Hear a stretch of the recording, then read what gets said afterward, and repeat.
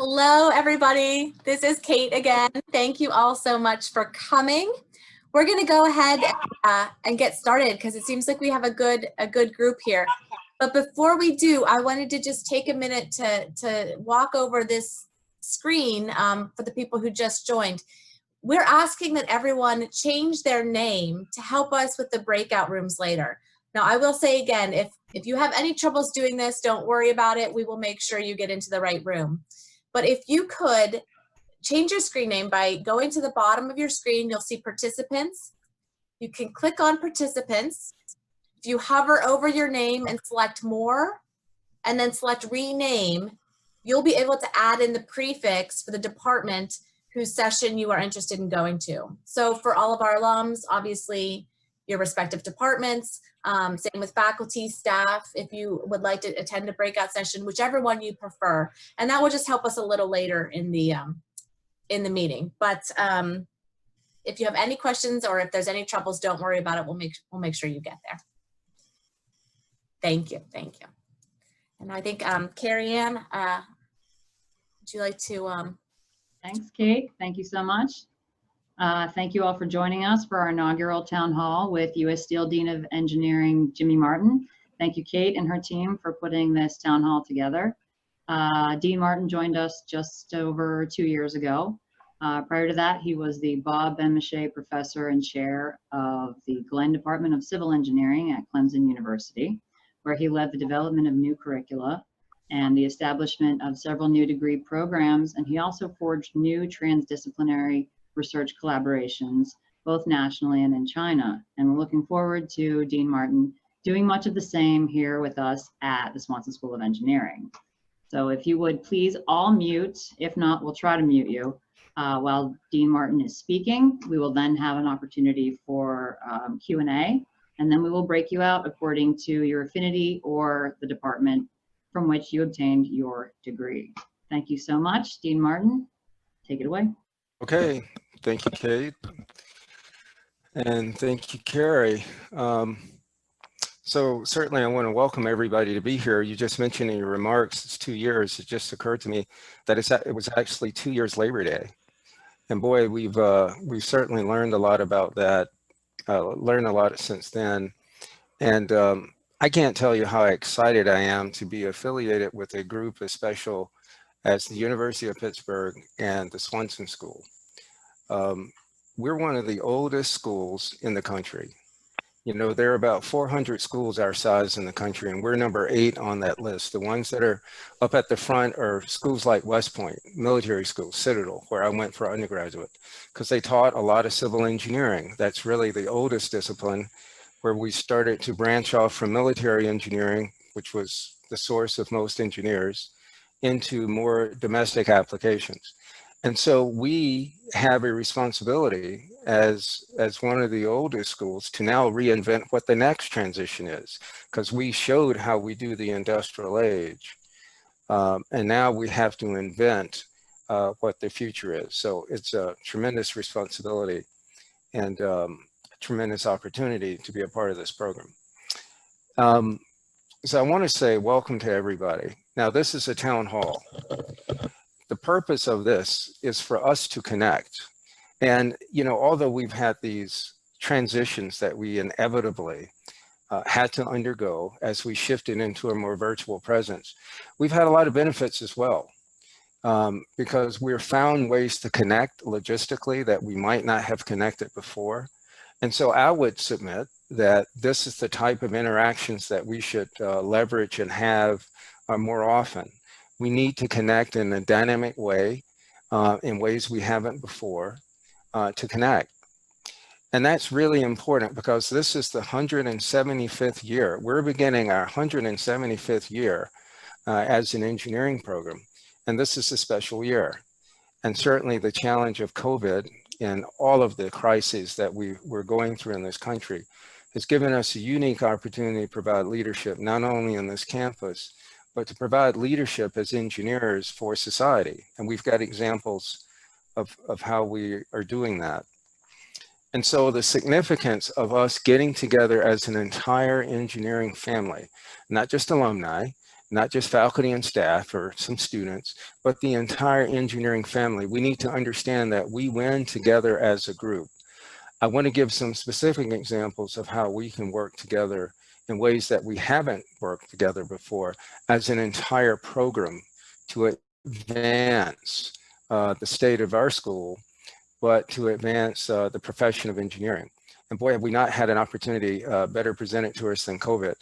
The crisis of COVID-19 is more involved with engineering than I think any of us really would have first anticipated. Everything from bioengineering to industrial engineering to the movement of people, that's civil engineering. If we're going to develop a vaccine, we have professors in chemical engineering, bioengineering working with our colleagues in both public health and the School of Medicine on some of those drug discovery and vaccine projects. But also, how do you make that vaccine? How do you produce it? How do you design a medical delivery system for it, which is materials engineering? How are you going to get it logistically out to various places and make sure it has adequate shelf life? Again, that's industrial engineering and chemical engineering.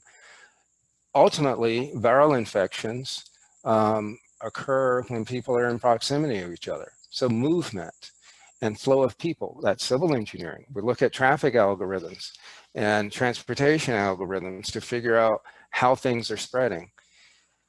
So we have an opportunity as a profession to really show leadership. And it's really important that we recognize this is a special opportunity for engineering, but it's also a special opportunity for higher education, because we see right now that we have unbundled and changed the way we actually run universities. And I think it's all of these crises that you see with universities, which I'll mention in a few minutes, you know, issues with budget, issues with enrollment, lack of diversity in revenue streams, all of those things which affect the bottom line of what we can do, really exaggerate and accelerate the need for us to reevaluate and reassess everything we do as a program and as a university and as a higher education profession. No longer can we use the budget models that we have. We've got to, right now it's primarily tuition times butts and seats. We can't use that model going forward. We're going to have to be much more sophisticated, much more financially savvy, and we're going to have much more partnership with other entities to provide relevance, but also to be more prospective than retrospective. Part of what we see with some of the disruptions that we've had in higher education, which are significant, especially from a budget impact standpoint, and here I'm talking across the country, at least, from a budget impact standpoint and from an enrollment and standpoint, is because we are somewhat retrogressive. You know, the field of higher education has a strength in having a long-term view, and that's important. We need to be in it for the long term. We also need to have the agility to be able to respond in ways that we haven't. And I think we've been exposed a little bit. But now I can tell you, the Swanson School, first of all, University of Pittsburgh is doing a lot better than most of its peers and aspirational peers. And I'm going to tell you one thing. This school, the Swanson School, is getting it done like you wouldn't believe. We are showing leadership in so many different areas, from recruiting and how we've addressed what we needed to address to make sure our enrollments both at the undergraduate and graduate levels are appropriate, to the way that we have reached out to engage the community, to help the community get back and start doing research in some of our facilities, to the development of the approach that's being used for our undergraduate classes, the Flex at Pitt model that was led by this school. And I'm going to talk about the individual contributions, but we've shown leadership because it's natural for engineers to solve complex challenges and to provide solutions that matter. One of my favorite quotes, I think I have here, I was reading the other night, it's from Asimov. See if I have it here. science can amuse us. This is from Asimov, Russian. Science can amuse us and fascinate us all, but it is engineering that changes the world. It's the people that do it. So we take lots of science and engineering concepts and ideas and theories, but you got to actually do the work. So we're the dreamers, but we're also the doers. And that's what you've seen from this school in its response. As we transitioned last spring, during the shutdown phase, we had well over, actually on record, it was well over 550 sections of courses. We had to transition all of those to a virtual format in less than 2 weeks. We had to shut down all of our lab facilities across many different buildings on campus, and not shut them down, but we had to transition those to essential workers and essential researchers that were there in those facilities with the right safety protocols. And remember, at this time, we were still figuring out what was happening. We didn't understand COVID. We didn't understand what our crises were. And at the same time, in the first month of this crisis, the university, I've talked about some of these things, but we had a financial impact, a revenue loss of $50 million at the university in the first month. It was just incredible. So we had a lot of things coming for a lot of demand. So every single revenue stream that the university has, from tuition, from philanthropic support, from research, from endowments, every single income stream that we had was affected. But still, the University of Pittsburgh is in one of the strongest positions of all universities. In our school, I've got some great news to share about how we have responded to this. And that is what I'm so proud of, because you want to talk about leadership in this school, look at how we've responded. That's what matters. It's what you get done, not what you talk about and not what you plan, it's what you do. And we have done some cool things. So basically, this crisis has not reinvented us as a school. It has revealed a lot of capabilities that we didn't know we had. It has shown some misalignment culturally in our program, and we have made changes to make ourselves a better program. Basically, it has allowed us to reevaluate everything. It has accelerated a number of projects that we needed to undertake and a number of changes that we needed to make for our culture. To really be progressive in establishing a new future, a better future for us, especially as one of the more mature engineering programs. And so this credit goes to the entire school, everyone from students, faculty, staff, all the leadership with the chairs and all of the faculty have been tremendous in the way they have embraced this. Tremendous staff support, tremendous work with the associate deans, especially student coordinators, because so much of this was focused on getting back into the classrooms, and they have been outstanding.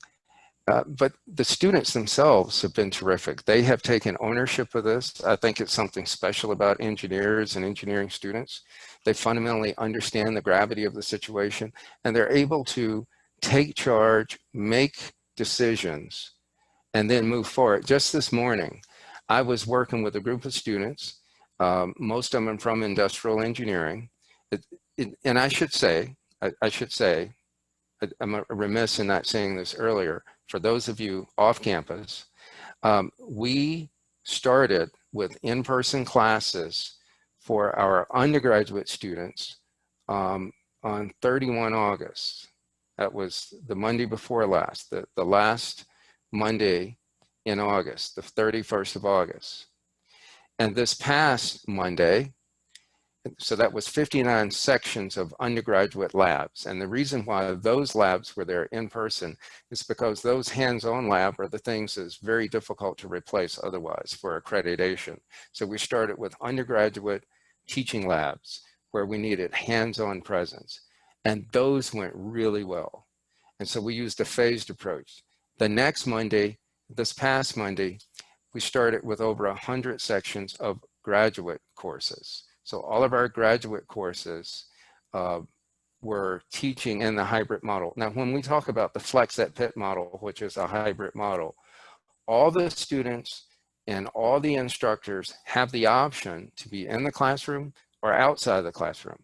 The thing that is distinguished with the model that we have at Pitt, and a lot of this was led by Mary Besterfield Sacre, as she led a committee at the university level working with the provost, and Cynthia Golding, who is also the university level person that's in charge of undergraduate education and teaching technology.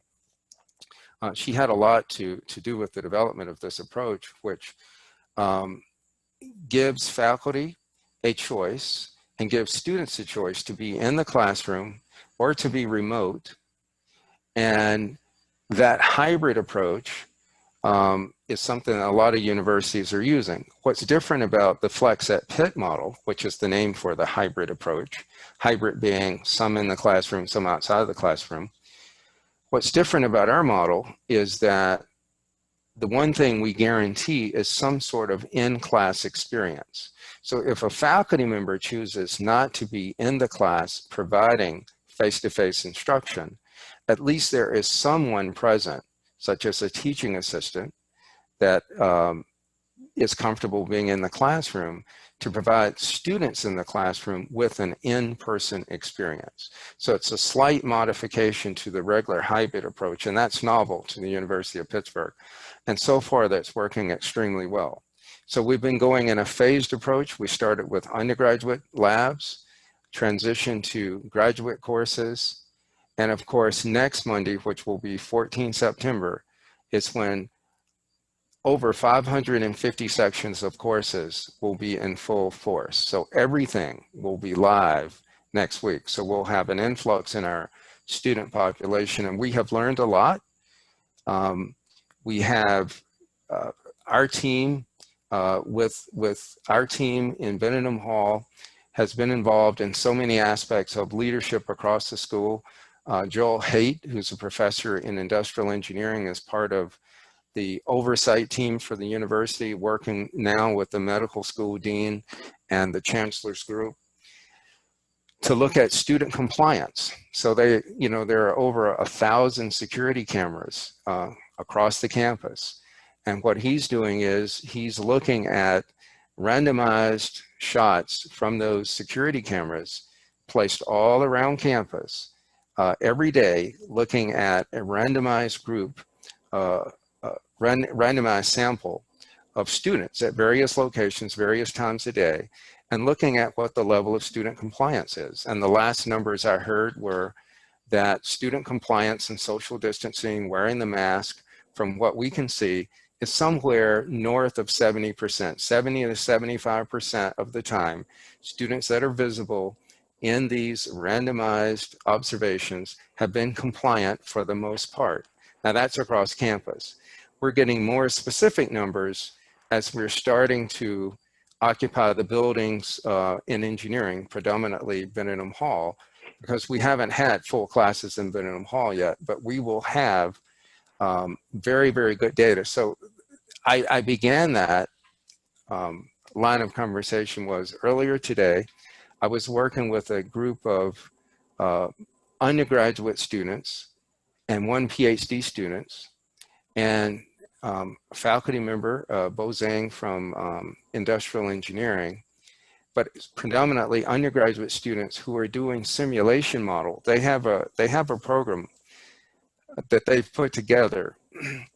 The abbreviation is EPICS. EPICS is Engineering Practical Innovative Contact Simulation. So what they're doing is they're using agent-based simulation modeling to model people moving around in the building. They're looking at how much time they spend together. They're looking at how many different contacts a typical student has, and they're calibrating these models based on observed behavior.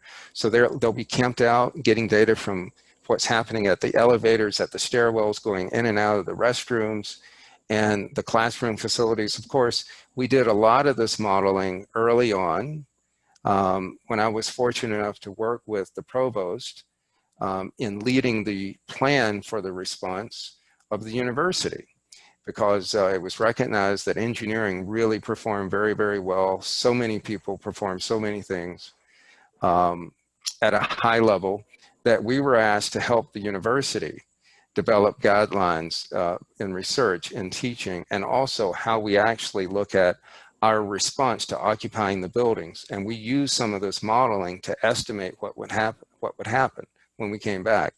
Well, now I'm happy to say that we're using that modeling now to calibrate it and to look at other scenarios, like what happens a month or two down the road. We'll be able to use these models to figure out, well, what happens if we have a vaccine? What are the implications of that? And basically, these models allow us to determine the probability of someone contracting COVID from interactions. The more interactions you have, the more contacts you have, and the longer time you're in touch, and the level of compliance relates to the probability of becoming infected. And so that's a great example of what I call action research. These are undergraduate students primarily that are doing this work with tremendous social impact. So it's an impact to us here in Benningham Hall. It allows us to see an incredible model of what we're doing. It allows us to predict what can happen with compliance, and what it means if we have a different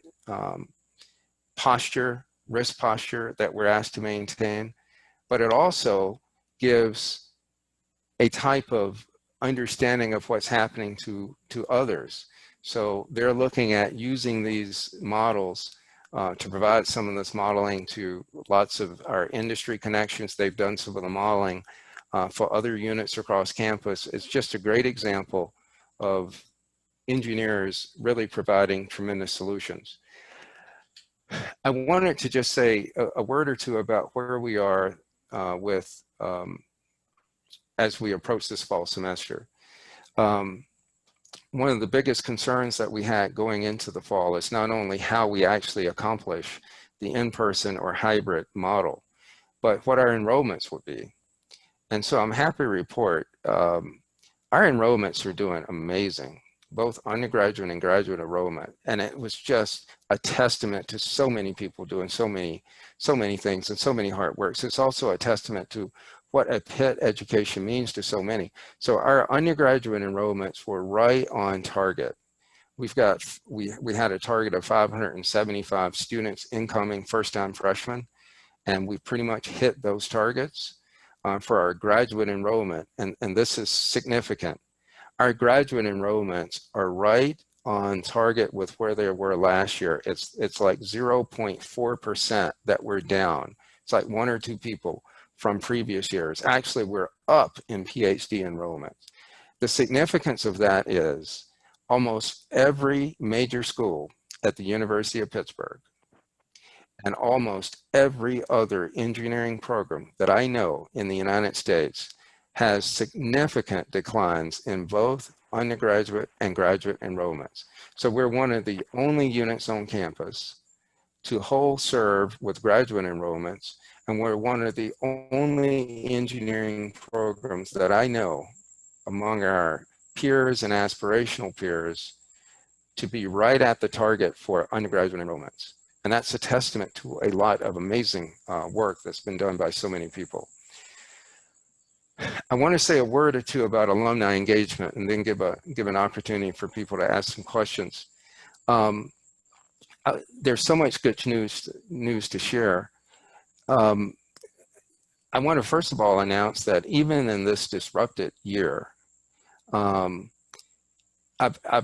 emphasized how much it is absolutely important that we view ourselves not as just people here on campus, as undergraduate students and graduate students and faculty and staff. We need to view ourselves as an engineering family. We win together as one. So when all of the 28,000 living alumni of the University of Pittsburgh School of Engineering, we are one system. We're just at different points along the trajectory.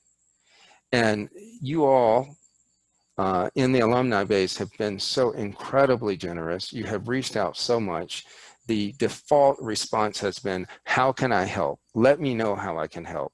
From helping us position students for experiences with the more limited approach that we have to have for our co-op and internships, to helping us find job placements for students, because it has been a more difficult year, which we'll speak about in just a few minutes, and also your philanthropic support. I am happy to report that right now, even with all of this disruption, we're on pace to have a record year for major gift fundraising. And that's, again, a testament to a lot of hard work, but it's a testament for one of the most loyal and passionate and talented alumni bases here at the university or anywhere in a program like this. Again, that's one of the benefits of being one of the oldest programs. We've got one of the biggest alumni bases. And if you're in the field of engineering, it means that you've generally had impact and you're in a position where you can give back something. So we're so fortunate in this year to be above target or at target on so many of these things that are important, that are the lifeblood of engineering programs, enrollments, and also support. The one thing I do want to see about I want to say about alumni engagement, because I think that's one of the areas of biggest opportunity, is I want to see us be more strategic in the way that we engage all of you. It's so important for us to engage not just through fundraising and not just through some alumni event, which we typically do at homecoming and things like that.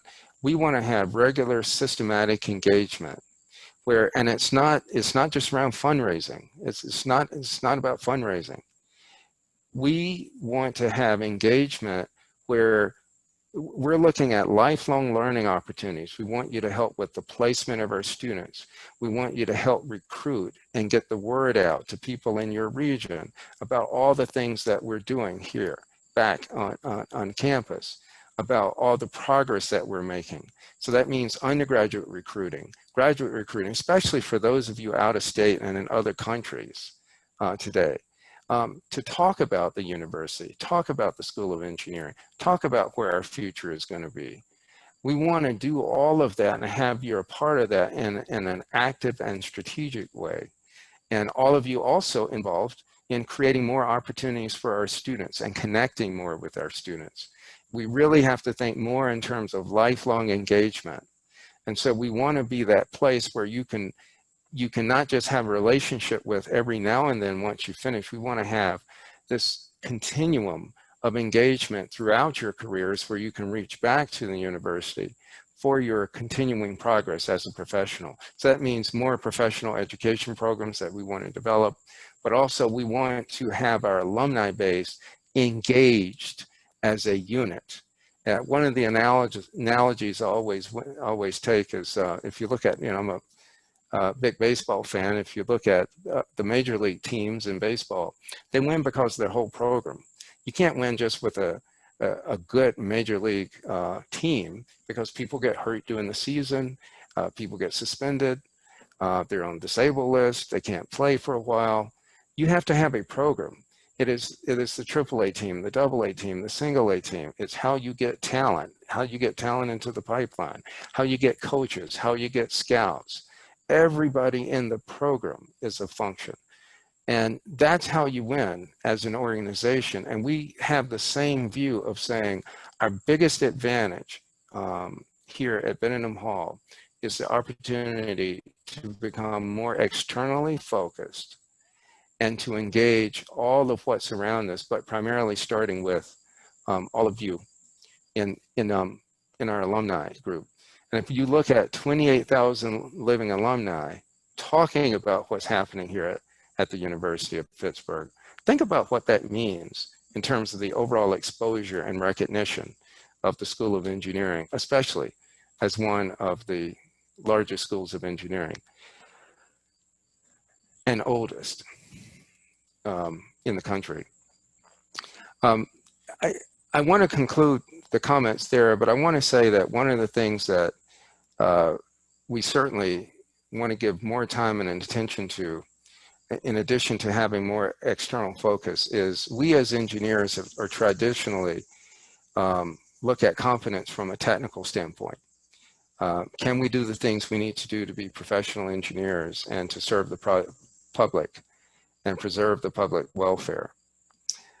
We also need to look at our ability to be effective as leaders from a cultural competency standpoint.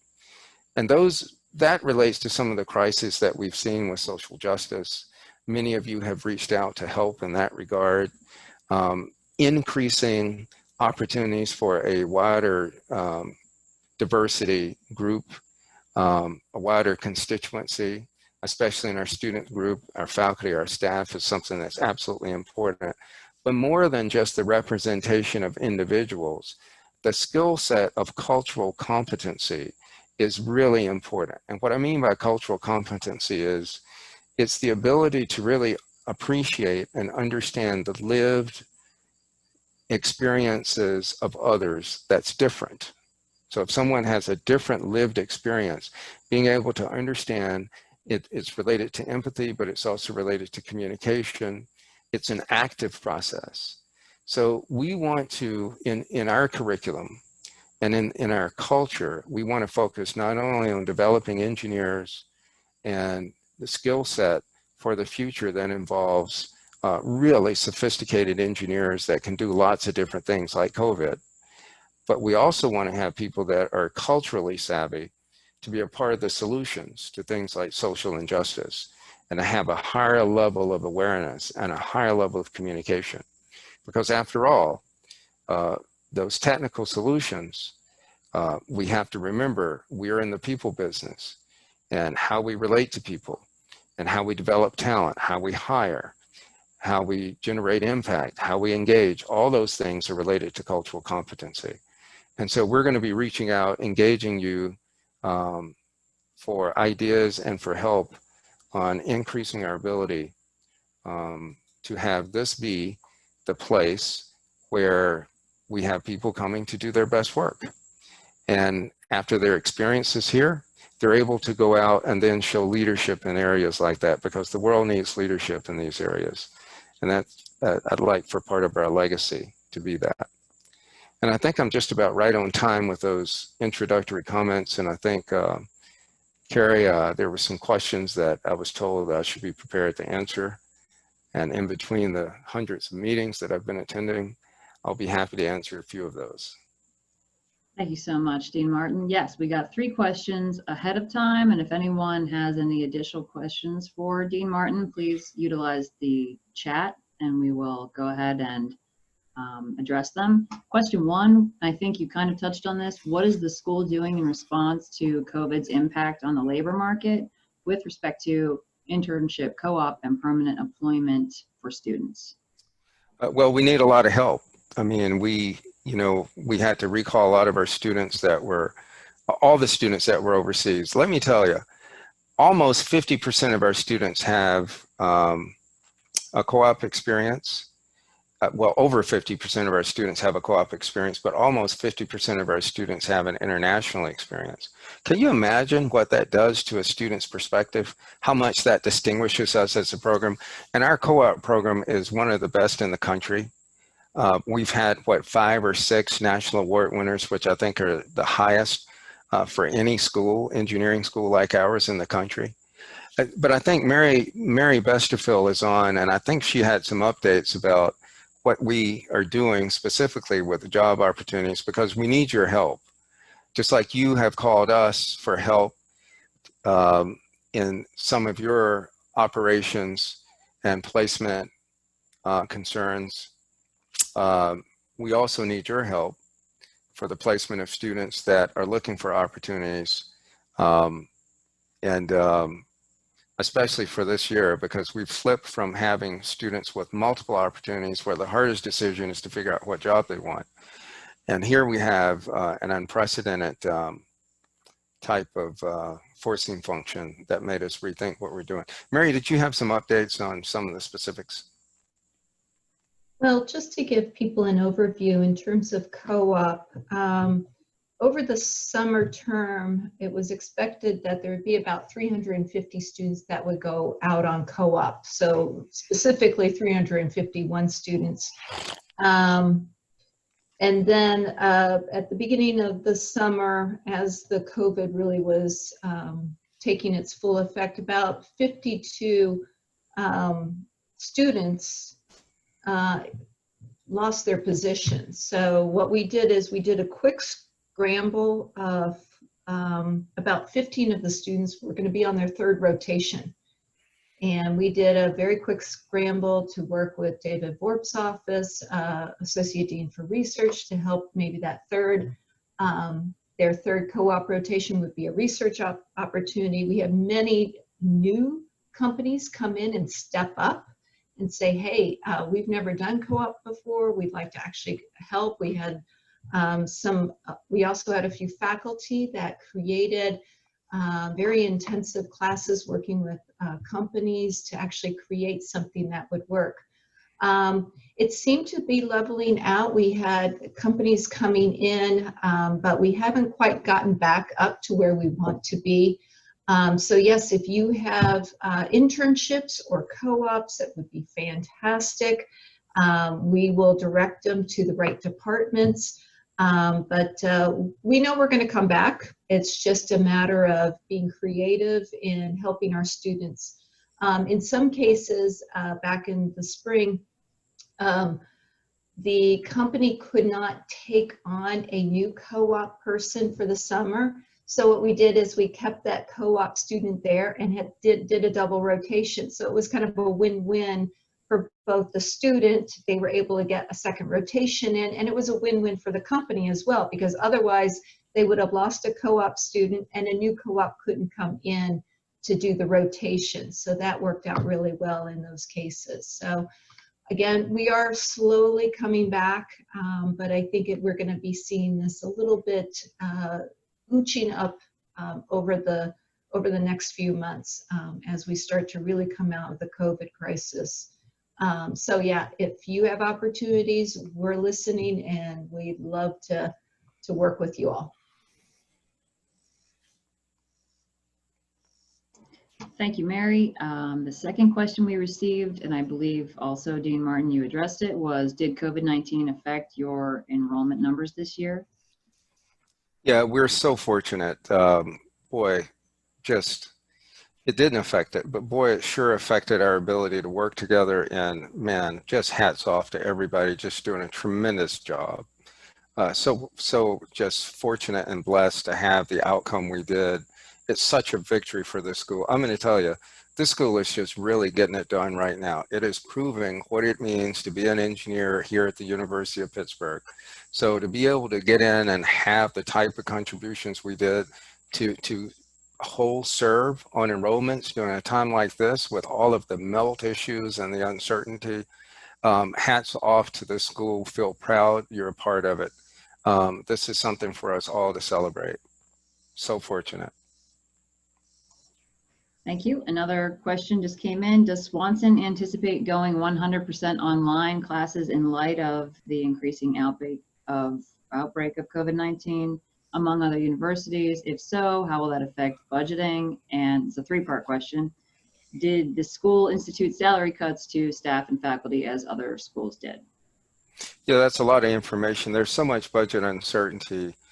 So I can start with that. We have not instituted salary cuts at this point. But make no mistake, we are deep in the hole right now, primarily because as a university overall, our graduate enrollments are really lower, especially at the master's level, are really lower than they should be. And that was before COVID.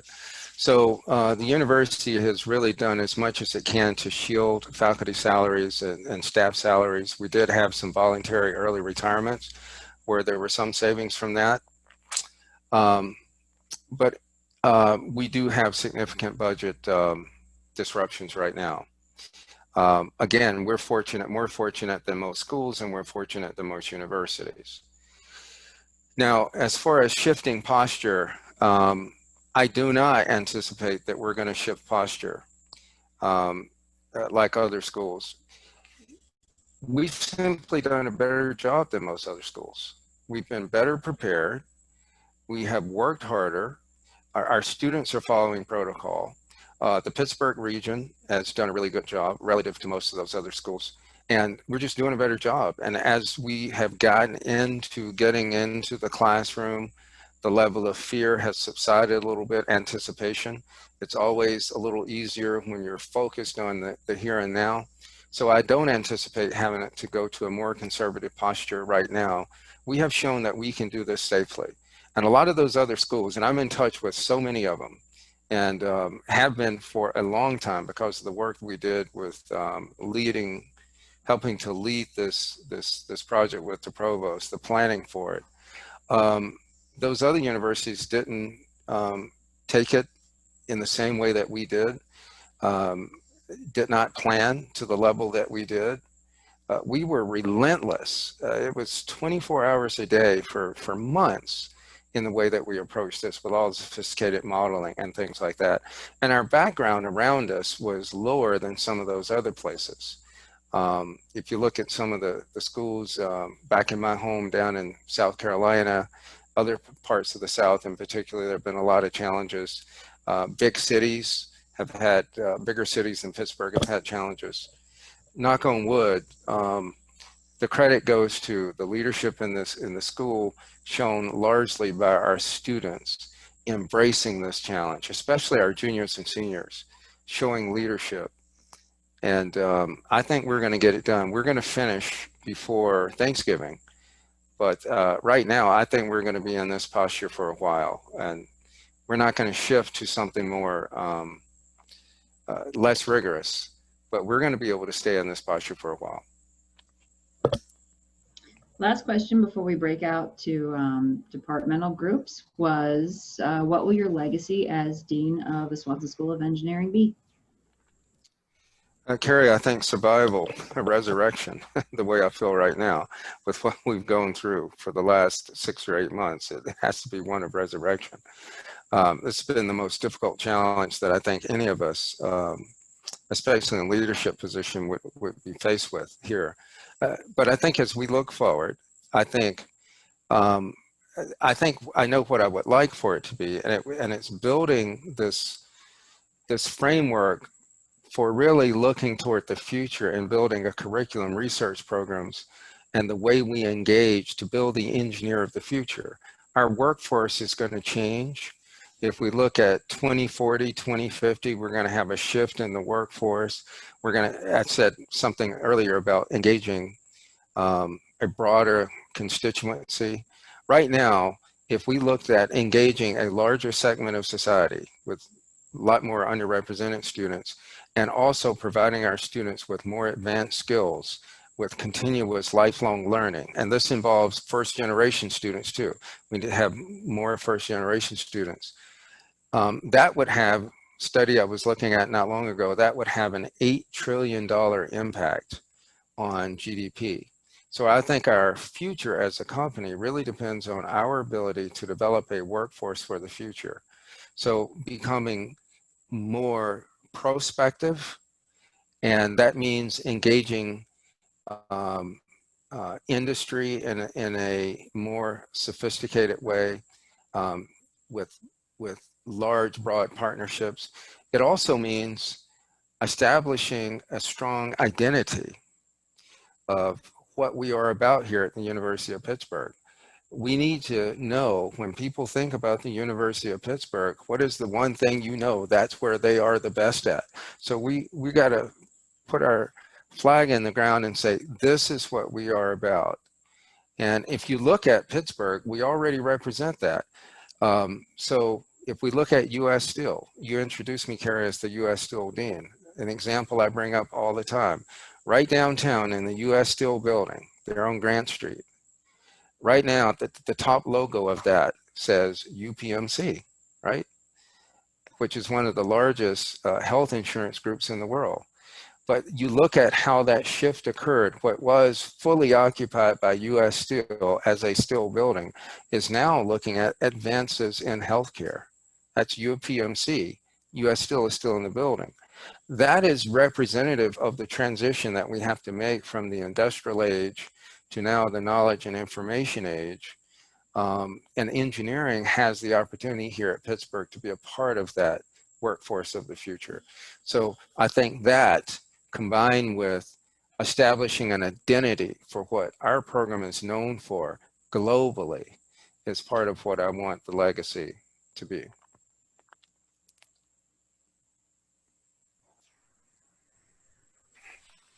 Thank you very much, Dean Martin.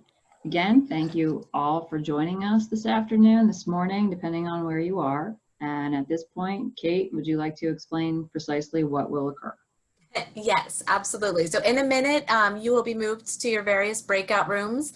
If for any reason you are planning to go to a breakout room and you did not get put into the correct room, you'll stay here with me and I will make sure it happens after the fact. But you should all be set to go. And so enjoy learning a little bit more about the, the updates from the departments. Thank you all. All right, so good to see you. We're going to do this again. I want this to be a more regular type of engagement. This is not just because of COVID. We're going to build on these things and connect. Remember, we win as a program. It's not just Benningham Hall. We are an engineering program, one of the biggest in the country, and we need to connect like this on a regular basis, okay? So all of us, hail to Pitt. Right? It's good. It's Go good. to Pitt. Pitt. All right, let's go. Let's